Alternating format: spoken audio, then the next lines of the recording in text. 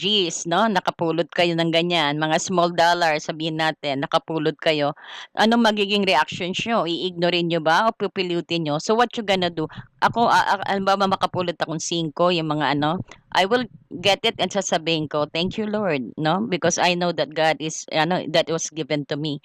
Hindi importante yung malaki o maliit ang mapulot nyo, pero the universe trying to see if you are ready for a big one, no? Kung ready na kayo makatanggap ng malaking blessing, no? Ayan. So, huwag kayong mahiyang tumawag sa Diyos, huwag kayong mahiyang na mag-pray, sabihin nyo, no?